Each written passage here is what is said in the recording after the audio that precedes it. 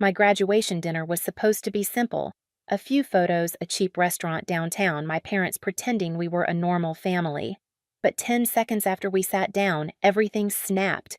My grandpa, the one person who'd ever looked at me with real pride, raised his glass and asked Lisa, "Are you using the $850,000 I set aside for your education?" The fork slipped from my aunt's hand. My parents went stiff. And me, I felt the room tilt because I'd never heard of any fund. Before I take you into what happened next, tell me, where are you watching from? And when you hear the rest, what would you have done if your future was stolen without you knowing? Growing up, I learned early that my family looked balanced from the outside, but never felt that way on the inside. My sister Megan was the bright one, the child my parents genuinely believed would make something of herself. They never said I wouldn't, they just never said I would. And in a family like mine, silence spoke louder than praise. By middle school, the pattern was clear. Megan got opportunities, I got responsibilities. When she struggled in math, my parents hired a tutor. When I struggled, they told me it was a good chance to build discipline. She got a used car on her 16th birthday. I got a planner and a speech about independence. I wasn't angry then, just confused and a little ashamed that needing help made me feel like a burden. College only magnified the distance between us. I worked part-time at a cafe near campus, wiping tables and memorizing regulars' orders while juggling classes and student loan paperwork. My clothes always smelled faintly like espresso, and my sleep schedule was whatever was left over after assignments and shifts. Whenever I hinted at needing support books rent anything, Mom would sigh, "Lisa, you know how tight things are." Dad would nod along like he was agreeing with some invisible rule book. They said the same sentence every time we wish we could do more. But somehow, the budget was never too tight for Megan. She got help with her apartment deposit, then help with her car maintenance, later support for a business idea that turned into a year-long project she never completed. Every time I tried to question the imbalance, I felt childish, petty, ungrateful. I told myself I was strong enough to carry my own weight. I believed that until the night everything unraveled. There were small moments beforehand, little flickers of truth that I didn't recognize. Like the afternoon, I stopped by my parents' house and found an envelope in the garage with my grandpa's name on it mixed with old holiday decorations. Before I could even read the return address, Mom rushed over, snatched it from my hands, and said, "Old paperwork. Don't worry about it." She shoved it into a drawer she normally kept locked. Her smile was tight, rehearsed. Something inside me whispered that she wasn't telling the truth, but I pushed the feeling down the way I always did. Grandpa, my dad's father, lived in another city. He was gentle, thoughtful, and never said things just to fill the silence. Every card he sent me growing up had the same handwritten line, "Keep going, I believe in you." I didn't know he'd been quietly planning for my future. I didn't know he'd trusted my parents to protect something meant for me. And on the night of my graduation dinner, I still didn't understand why Dad kept checking the door like he was waiting for something or someone to arrive. I had no idea my entire life was about to split open. In the weeks leading up to my graduation dinner, something in my family's rhythm started to shift, even if I couldn't name it yet. It appeared first in the way Mom watched me when she thought I wasn't looking, tight, nervous glances she tried to hide behind casual smiles. Dad grew more talkative than usual, asking questions about my job, my rent, my classes, as if gathering data for a test he didn't want me to know I was taking.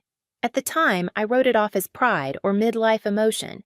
They were finally seeing me graduate. I thought maybe that softened something in them. Then, Megan showed up to family lunch one Sunday in a new SUV, the kind with leather seats and a dashboard that looked like a small spaceship. When I asked how she afforded it, she laughed and said her business investment had finally paid off. She didn't explain further, and Mom quickly changed the subject, complimenting her nails, her shoes, anything to keep me from circling back. I let it go, but the questions simmered in me like a slow boil. A few days later, I stopped by my parents' house to return a mixing bowl Mom insisted I had. While walking through the garage, I noticed a plastic bin pushed behind old camping gear. It wasn't the bin that caught my attention, but the envelope sitting on top. My grandpa's name was on it, printed clearly. I reached for it, but before I could turn it over, Mom appeared in the doorway, moving faster than I'd ever seen her move. She snatched the envelope and said it was misplaced paperwork before shoving it inside a cabinet. Her voice shook slightly. That was the first moment something inside me twisted hard enough to hurt. That night, I tried to study for finals, but my mind kept drifting back to the garage. What paperwork of Grandpa's would be sitting in a dusty bin at my parents' house? Why hide it from me? I replayed Mom's face in my memory, the flash of panic, the too quick explanation. A question formed in my mind, sharp and unwelcome. What were they hiding? The turning point came the night before graduation. I heard my parents arguing in the kitchen, their voices low, but tense enough to vibrate through the hallway. I wasn't trying to listen, but one sentence from my dad froze me in place. "We can't keep this quiet forever," he said. Mom hissed something back, something like, "She doesn't need to know. Megan needs stability." My stomach twisted. Who was she? What didn't I need to know? And why did Megan's stability always seem to cost me something? I didn't realize I was losing. I lay awake for hours, staring at the ceiling. My heart beat too loud in the stillness of my room. I thought about the envelopes, the unexplained expenses, the nervous glances. I thought about all the years I'd asked for help and been told there was nothing available. I wondered for the first time if the problem wasn't what they couldn't give me, but what they refused to. By morning, I felt hollow, but strangely clear. Something was wrong, and whatever it was, my parents were desperate to contain it. I told myself I'd stop asking questions at least until after graduation. I needed one peaceful day, one moment where I wasn't the daughter trying to navigate the space between gratitude and abandonment. But peace wasn't waiting for me.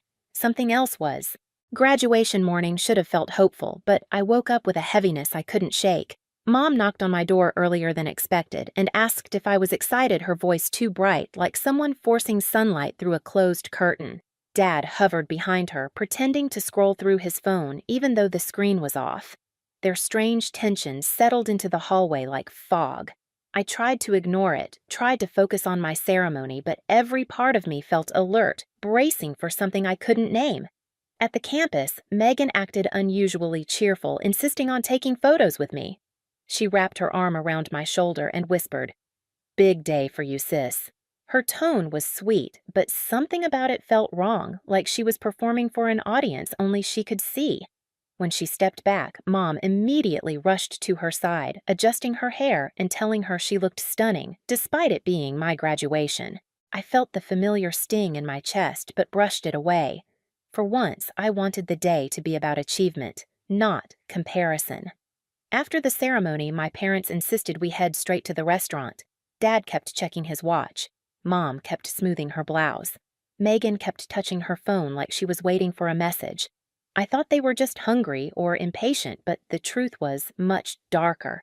They weren't hurrying for me. They were hurrying because they were terrified of who else might show up.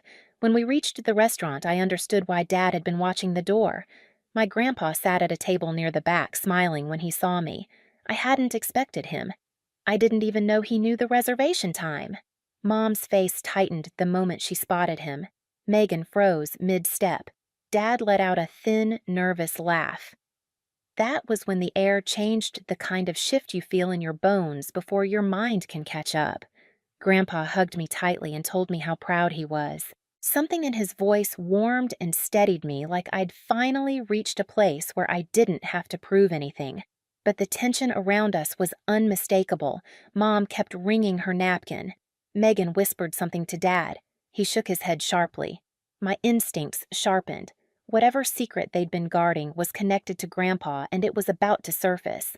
During appetizers, Grandpa asked gentle questions about school and work. I answered honestly, grateful for the moment of normalcy. But when he asked about my student loans, Mom's fork paused midair. Megan's eyes widened. Dad cleared his throat. I felt the room tighten. Grandpa noticed too. His expression shifted almost imperceptibly. That was when I felt something inside me collapse, not dramatically, but quietly, like a bridge losing a single crucial beam. I knew my family was hiding something. I knew it involved money, and for the first time in my life, I wasn't willing to absorb the confusion alone. So instead of shrinking back as I always had, I watched them. I studied every flicker of panic on my mother's face, every forced smile from my father, every restless twitch of Megan's fingers. I held my questions close. I didn't push, not yet. But the old version of me, the one who accepted explanations that never made sense, was gone. A new part of me had surfaced steadier and sharper, and I was ready to face whatever truth they were trying so desperately to bury. By the time the entrees arrived, the energy at the table felt nothing like a celebration. It felt like we were all sitting on a live wire. Mom barely touched her plate. Dad kept wiping his glasses even though they were clean. Megan scrolled through her phone with restless fingers, pretending to be bored, but stealing glances at Grandpa every few seconds. The air was thick, as if everyone but me already knew a storm was forming. Grandpa cut into his salmon slowly, his eyes drifting between my parents with a calmness that made the tension worse. He asked a few more soft questions about work, my future plans, the apartment I'd been trying to afford without help. I answered honestly, though my throat felt tight. I kept expecting Mom to interrupt Dad to make an excuse, Megan to throw in some comment to redirect things. But no one did. They were waiting, bracing, worrying about something I couldn't see. Then Grandpa wiped his hands with a napkin, straightened his back, and lifted his glass like he was giving a toast. His smile was warm, but his eyes were sharp. He looked at me, not at my parents, not at Megan, and said, "Lisa, sweetheart, I've been meaning to ask you something important." My chest tightened. Even Mom's breathing halted. Grandpa held his glass midway and finished the question that would split my life into before and after. "Are you using the $850,000 I set aside for your education?"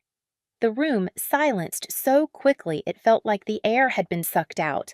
For a heartbeat, I couldn't move. Then I heard a loud metallic clatter, my aunt sitting across from me dropping her fork onto her plate. The sound echoed through the restaurant. Several tables turned to stare. Dad's smile froze like wet cement. Mom's face drained of all color, her fingers clenching around her napkin. Megan's phone slipped slightly in her grip. I swallowed hard. What fund I didn't recognize my own voice. It sounded distant, like someone speaking underwater. Grandpa's brows pinched together. Confusion. Then something else hurt. He set his glass down. "You don't know about it?" he asked softly, almost whispering. He turned his head toward my parents with a slow, deliberate movement. "You didn't tell her." Mom shook her head violently, as if denying reality itself. "Dad, she must have forgotten. We told her a long time ago." "You didn't," I said quietly. "You never said anything." Grandpa's expression hardened, the warmth in his eyes cooling into something sharp and focused. "Interesting," he said, voice deepening, "because the bank says someone used it." The words cracked across the table like thunder. Dad choked on his water. Mom's fingers trembled so violently her napkin slipped to the floor. Megan froze her phone, dimming in her hand. I stared at them, my heartbeat hammering in my ears. Grandpa leaned forward. "The fund has been drawn from for months now. Large withdrawals, regular ones, and none of them came from you." Dad tried to find his voice. "Dad, you're misunderstanding." No, Grandpa snapped, and the entire restaurant fell silent again. His voice was low-controlled but furious. I checked twice. I called the bank. I asked for verification. I asked who accessed it. And the answer was not my granddaughter.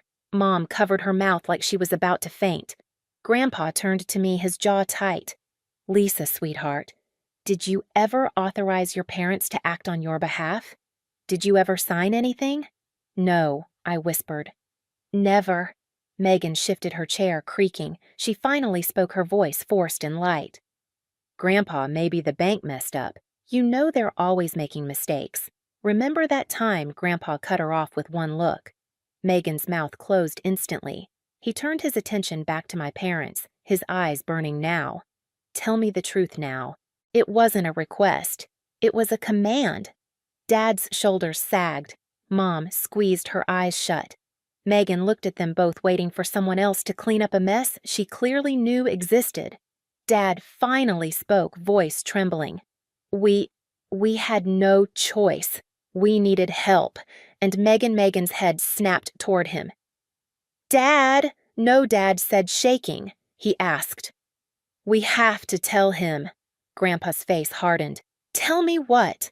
Mom broke first. Tears spilled down her cheeks.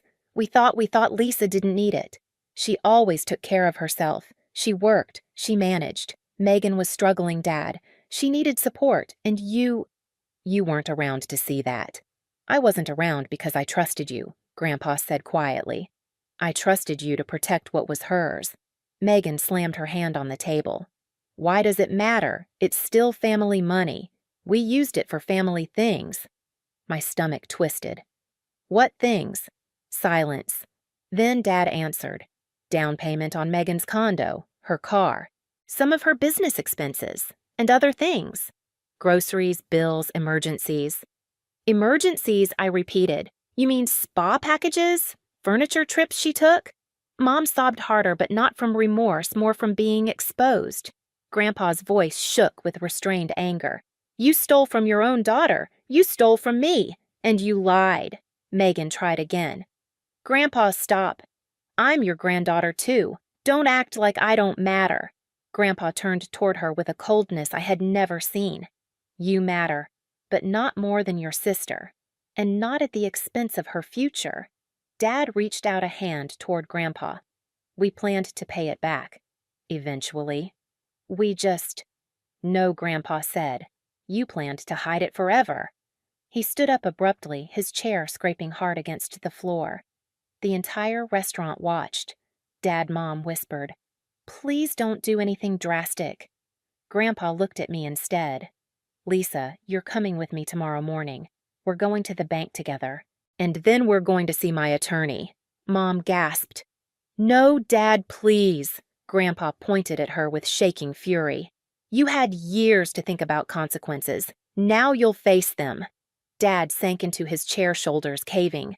Megan's eyes darted between us, panic rising. "This isn't fair. I needed that help. Why couldn't she just work like she always does?" "She's used to it." The truth cut deeper than any lie. I wasn't angry the way I expected. I didn't scream. I didn't collapse. I just sat there feeling something inside me settle into a cold, steady place. A place that finally understood the shape of betrayal. Grandpa rested a gentle hand on my shoulder. "You deserved a future, and they stole it from you. But I will fix this." Mom sobbed into her hands. Dad stared at his empty plate. Megan glared at me like I'd ruined her life by simply being the victim. But for the first time, I didn't shrink. I looked straight at each of them and said, "The only thing I could manage, I won't let you take anything else from me." Grandpa squeezed my shoulder. "You won't have to." And just like that, the facade of our family shattered piece by piece under the soft restaurant lights. The next morning, I met Grandpa outside the bank. He looked tired, older somehow, but steadier than anyone I'd ever known. Inside, the manager confirmed everything: the withdrawals, the signatures, the pattern of access that pointed directly to my parents. Grandpa requested the accounts frozen immediately. He asked for printed statements, then calmly scheduled a meeting with his attorney for that afternoon. There was no yelling, no dramatic threats, just a firm, quiet insistence on accountability. At the attorney's office, I learned the full extent of it. My parents had drained the fund almost completely, using it for Megan's condo, Megan's car, and months of expenses that had nothing to do with me. The attorney walked me through the next steps: restitution documentation, and a new fund created under my name alone with strict oversight so no one could touch it again. That evening, Grandpa sat with me in my small apartment. He apologized not for their choices but for trusting the wrong people. I told him he didn't owe me an apology. The betrayal wasn't his. For the first time in years, I felt the ground under me steady. Not because everything was fixed, but because the truth was finally mine. In the weeks that followed, my parents tried calling, apologizing, explaining, rewriting the story in every way they could. I didn't argue. I simply stepped back and let distance do the work truth had already started. Grandpa's new fund gave me stability, but his honesty gave me something bigger: permission to protect myself. If any part of my story hits home, tell me where you're watching from. And after hearing all this, what would you have done in my place?